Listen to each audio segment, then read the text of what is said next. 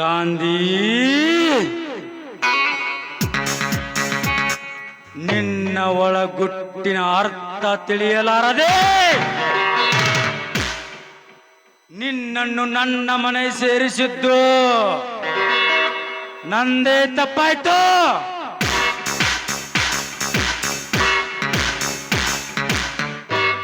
ವೀರ ಲೇ ರಾಯ,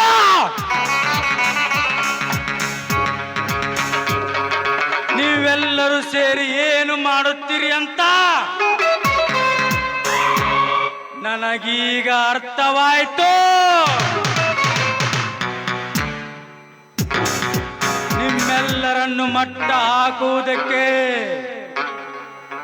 ತಯಾರಿ ನಡೆಸಲೇಬೇಕು. ಅದಕ್ಕೋಸ್ಕರ ಆ ಧರ್ಮದಾಸನನ್ನು ಬರಲು ಹೇಳಿದ್ದೇನೆ.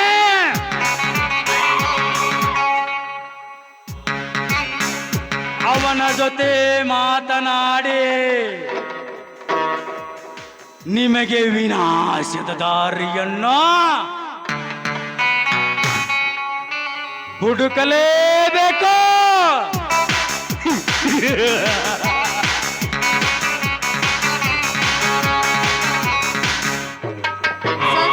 ನಮಸ್ಕಾರ. ಬನ್ನಿ. ತಾವು ಯಾರು? ಎಲ್ಲಿಂದ ಬಂದಿದ್ದೀರಿ? ಸರ್, ಈ ಊರಲ್ಲಿ ಸಾರಾಯಿ ಫ್ಯಾಕ್ಟ್ರಿ ಕಟ್ಟಬೇಕು ಅಂತ ನೀವು ಏರ್ಪಾಟ್ ಮಾಡಿದ್ರಲ್ಲ, ಅದಕ್ಕಾಗಿ ನಮ್ಮ ಕಂಪನಿಯವರು ನಕಾಶೆ ತೆಗೆದುಕೊಟ್ಟಿದ್ದಾರೆ, ತೆಗೆದುಕೊಳ್ಳಿ. ಪರವಾಗಿಲ್ಲ, ನಾನು ನಿಮ್ಮ ಕಂಪನಿಯ ವ್ಯವಹಾರದ ದಾರಿಯನ್ನೇ ಕಾಯುತ್ತಿದ್ದೆ. ತಮ್ಮ ಹೆಸರು? ನನ್ನ ಹೆಸರು ಭಾರತಿ ಅಂತ. ಆ ಕಂಪನಿಯಲ್ಲಿ ಕೆಲಸ ಮಾಡ್ತಿರುವೆ. ನೀವು ತಪ್ಪು ತಿಳಿದುಕೊಳ್ಳುವುದಿಲ್ಲವೆಂದರೆ ನನ್ನ ಜೊತೆಯಲ್ಲೇ ಇದ್ದು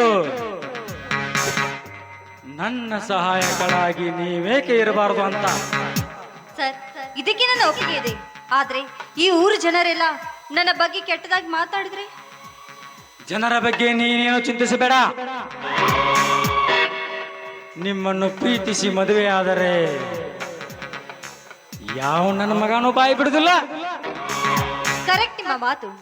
ಸರ್, ನಾನು ನಿಮ್ಗೊಂದು ಮಾತು ಕೇಳ್ತೀನಿ, ಖಂಡಿತವಾಗ್ಲೂ ಅದಕ್ಕೆ ನೀವು ಉತ್ತರ ಕೊಡ್ಬೇಕು. ಈ ಊರಲ್ಲಿ ಸುಜಾತ ಅಂತ ಒಂದು ಹುಡುಗಿದ್ಲಲ್ಲ, ಅವಳು ಹೇಗ್ ಸತ್ಲು? ಓ, ಆ ಹುಡುಗಿ ಬಗ್ಗೆ ಹೇಳಬೇಕಾದ್ರೆ ಆ ಧರ್ಮದಾಸ ಅವಳ ಶೀಲಗೆಡಿಸಿ ಅವಳಿಗೆ ಏನೇನೋ ಅಪವಾದ ಕೊಟ್ಟು ಅವಳ ಕಥೆಯನ್ನು ಮುಗಿಸಿದರು. ಈಗ ಅವನಲ್ಲಿ ಇಲ್ಲಿ ಬರಲು ಹೇಳಿದ್ದೇನೆ. ಓಹೋ, ಅವನು ತುಂಬಾ ಕೆಟ್ಟವನು ಅಂತ ಕಾಣುತ್ತೆ.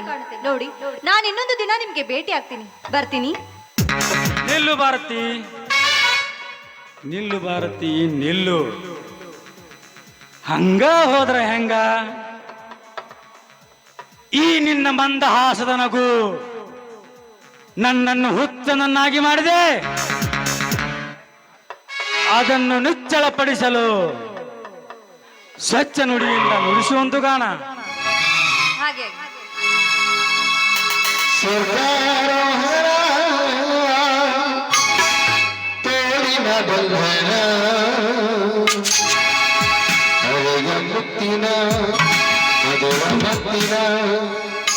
ನೀನು ಚುಂಬನ, ನೀನು ಚುಲ್ಬನ,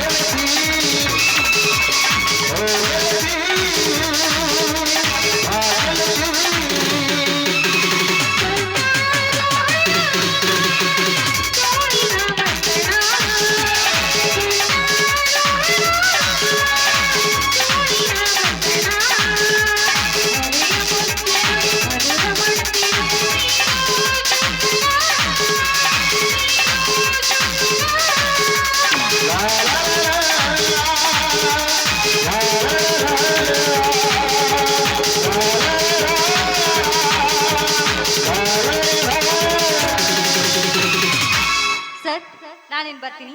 ಬಾಯ್.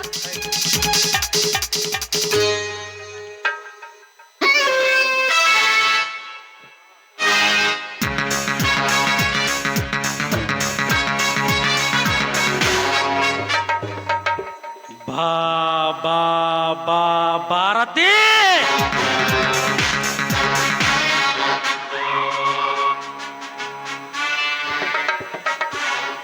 ಅಂದಗಾತಿ ಹೆಣ್ಣು ಅಂಗೈ ಮುಂದೆ ಬಂದು ನಿಂತಾಗ ಯಾರಾದರೂ ಸುಮ್ಮನೆ ಬಿಡುವುದುಂಟೆ? ಕಚ್ಚಿ ಕಚ್ಚಿ ಮುದ್ದಾಡಿ ಬಿಡಬೇಕು.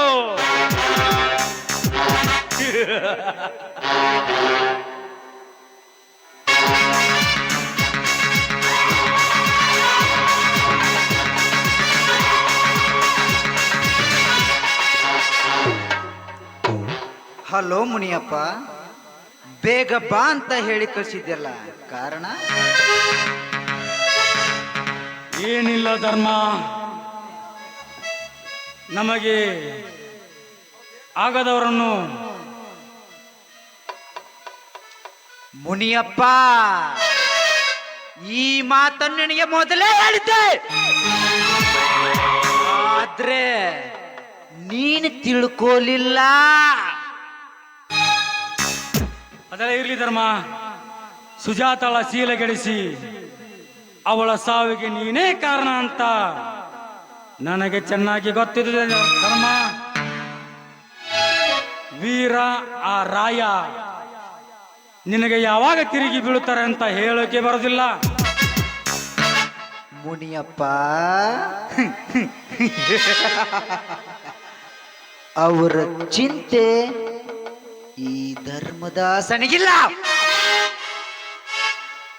ಸರಿ, ಇವಾಗ ನಿನ್ನ ಮನೆಯಿಂದ ಒಂದು ಚಂದ್ರದ ಚಕೋರಿ ಹಾಡಿ ಕುಣಿದು ಹೋತಲ್ಲ, ಯಾರದು? ಅವಳು ಭಾರತಿ ಅಂತ ಮಧುರಾ ಕಂಪನಿಯಿಂದ ಕಳಿಸಿದ್ದಾರೆ. ಏನೀಗ? ಛೆ, ಮುನಿಯಪ್ಪ, ಅವಳು ಯಾವ ಕಂಪನಿಯವಳು ಅಲ್ಲ. ಆ ಮಹೇಶ್ ಗಾಂಧಿಯ ತಂಗಿ, ಆ ರಾಯಣ್ಣ ಲವರ್. ಮೋಸವಾಯಿತು ಧರ್ಮ, ಮೋಸವಾಯಿತು. ಅವಳು ನನ್ನ ಬಾಯಿಂದ ಎಲ್ಲವನ್ನು ಕೇಳಿಬಿಟ್ಟಳು. ಸುಜಾತಳ ಸಾವಿಗೆ ನೀನೇ ಕಾರಣ ಅಂತ ಹೇಳಿಬಿಟ್ಟೆ ಧರ್ಮ, ಹೇಳಿಬಿಟ್ಟೆ.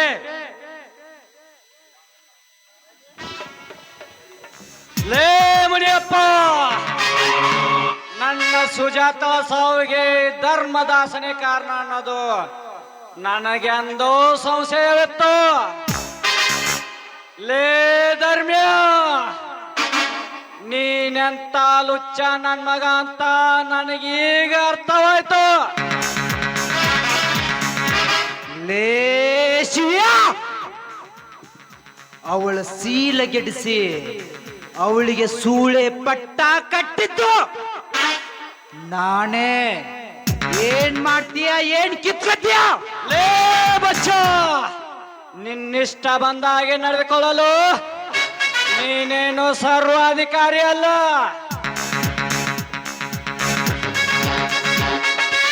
ಲೇ ಧರ್ಮ್ಯ, ನನಗೆ ಕೆಲಸ ಕೊಟ್ಟ ದಣಿ ಎಂದು ಮರ್ಯಾದೆ ಕೊಟ್ಟಿದ್ದೆ.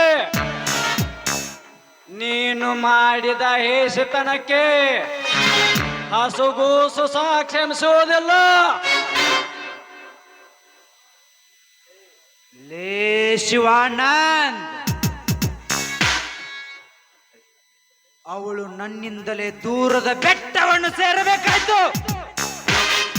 ಸೇರಿಸಿದೆ. ನೀನು ಕೂಡ ಅವರ ಅಣ್ಣಂದಿರ ಜೊತೆ ಸೇರಿ ಯುದ್ಧಕ್ಕೆ ಬಾ.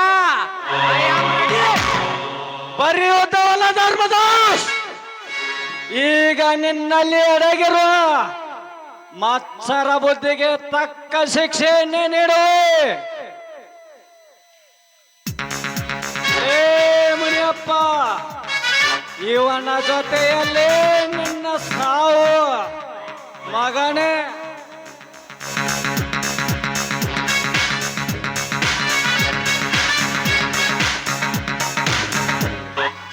ಲೇ ಶಿವ್ಯ, ಎಷ್ಟು ಹಾರಾಡ್ತಿ ಹಾರಾಡಿ ಹೋಗು. ನಿಮ್ಮಂತ ಕೂಗುವ ನಾಯಿಗಳಿಗೆ ಹೇಗೆ ದಿಗ್ಬಂಧನ ಮಾಡ್ಬೇಕನ್ನು ಯಾರಿಂದಲೂ ಕಲಿಯಬೇಕಾಗಿಲ್ಲ. ಮುನಿಯಪ್ಪ, ನೀನೇನು ಇಂಥ ನಾಯಿಗಳಿಗೇನು ಹೆದರಕ್ ಹೋಗಬೇಡ, ನಾನಿದ್ದೇನೆ. ಅದೆಲ್ಲ ಹೋಗ್ಲಿ ಧರ್ಮ, ಇದಕ್ಕೊಂದು ಉಪಾಯ ಕೊಡು. ಮುನಿಯಪ್ಪ, ಹೊಡೆಯುವುದು ನನ್ನ ಕೆಲಸ, ನೋಡುವುದು ನಿನ್ನ ಕೆಲಸ. ಬಾ, ಸಂಪಿಗೆ ಬಾರಿನ ಕುತ್ಪಗ್ ಹಾಕೋಣ.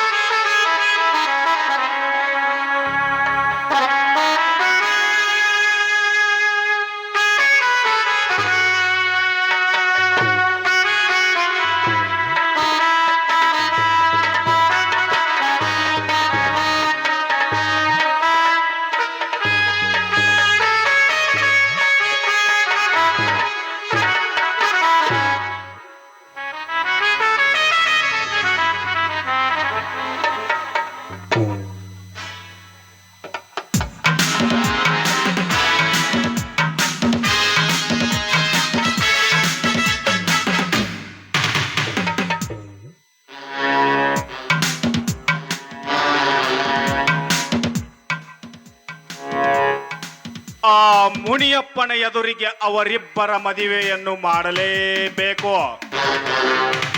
ಅದರಲ್ಲಿ ಏನಾದರೂ ಕಿತಾಪತಿ ಮಾಡಿದ್ದೇ ಆದರೆ ಆ ಮುನಿಯಪ್ಪ ಶಿವನ ಪಾದ ಸೇರಿದಂತೆ.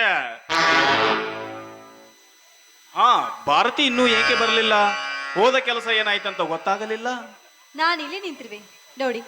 ಆ ರಾಯ ಅಂತ ನೀವೇನೇನು ಹೇಳ್ತಾ ಇದ್ರಲ್ಲ, ಹಾಗೆ ಸುಜಾತಳ ಸಾವಿಗೆ ಕಾರಣ ಯಾರು ಅಂತ ಆ ಮುನಿಯಪ್ಪ ಎಲ್ಲ ಬಾಯ್ಬಿಟ್ಟ. ಹೌದಾ? ಏನು ಹೇಳಿದ? ಬೇಗ ಹೇಳು. ಅವಳ ಸಾವಿಗೆ ಬೇರೆ ಯಾರು ಕಾರಣ ಅಲ್ಲ, ಆ ಧರ್ಮದಾಸನಂತೆ. ಲೇ ಧರ್ಮ್ಯ, ಲೇ ಕೆಟ್ಟ ನರ ರಾಕ್ಷಸರೇ, ವಿಷದ ರೂಪದಲ್ಲಿ ಬಂದು ನನ್ನ ತಂಗಿಯ ಒಡಲಿಗೆ ಚೂರಿ ಹಾಕಿದೆಯಾ? ಇಲ್ಲ ಇಲ್ಲಲೇ, ನೀನು ಮಾತ್ರ ನನ್ನ ಮೊದಲನೆಯ ಬೇಟೆಗೆ ಬಲಿಯಾಗಲೇಬೇಕು. ರಾಯ, ಸಮಾಧಾನ ತೆಗೆದುಕೊಳ್ಳಿ. ನೋಡಿ, ಸುಜಾತಳ ಬಾಯಿಗೆ ಈ ರೀತಿ ಆಗ್ಬೇಕು ಅಂತ ಆ ದೇವರು ಬರ್ದಿದ್ದಂತ ಕಾಣುತ್ತೆ. ಇದು ವಿಷಮಗಳಿಗೆ ಅಲ್ಲ ಭಾರತಿ, ಇದು ವಿಷಮಗಳಿಗೆ ಅಲ್ಲ. ಅವಳ ಬೆನ್ನಿಗೆ 3 ಜನ ಅಣ್ಣಂದಿರಿದ್ದರು. ಅವಳಿಗೆ ಬೆನ್ನೆಲುಬಾಗಿ ನಿಲ್ಲಲು ಆಗಲಿಲ್ಲ. ಇತ್ತ ಕಡೆ ಅವಳು ಗಂಡನ ಮನೆಯಲ್ಲಿ ಆನಂದದಿಂದ ಇರುವುದನ್ನು ಕಾಣಲಿಲ್ಲ. ಅಷ್ಟೇ ಅಲ್ಲ, ಅವಳು ಮುತ್ತೈದೆ ಸಾವನ್ನೂ ಕಾಣಲಿಲ್ಲ. ಇಷ್ಟೆಲ್ಲ ಅನಾಹುತಕ್ಕೆ ಕಾರಣವಾದವರನ್ನು ಈ ಭೂಮಿಯ ಮೇಲೆ ಬದುಕಲು ಬಿಡಬೇಕೆ?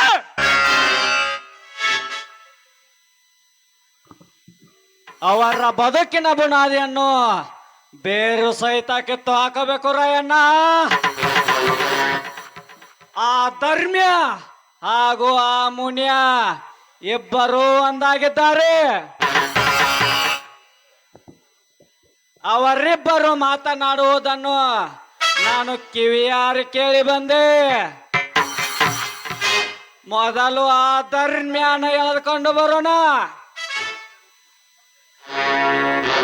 ಶಿವಾನಂದ, ಅವರು ಈ ಪಾಪಿಗಳ ಲೋಕದಲ್ಲಿ ಅದೆಷ್ಟು ದಿನ ಮಿಂಚುತ್ತಾರೆ, ಮಿಂಚಲಿ.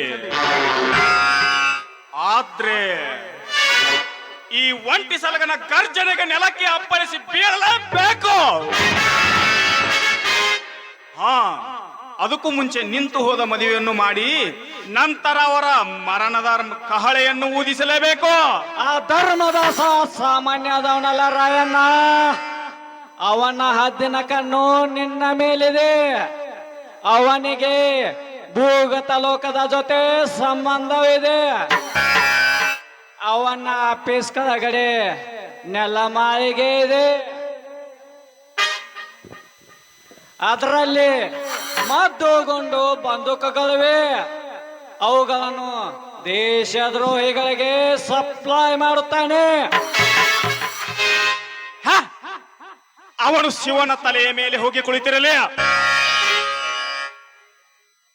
ಪಾತಾಳ ಭೈರವಿಯ ಪಾದದಲ್ಲಿ ಅಡಗಿರಲಿ. ಅವನನ್ನು ಹೊರಗೆಳೆದು ತಂದು ಸರ್ಕಾರದ ಮುಂದೆ ಚೀರಾಡಿ ಸಾಯಿ ಹೋಗಿ ಕತ್ತರಿಸಿ ಹಾಕ್ತೀನಿ.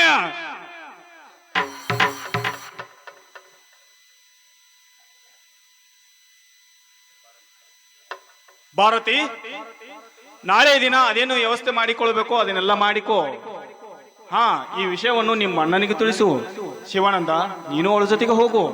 ಆಯ್ತು.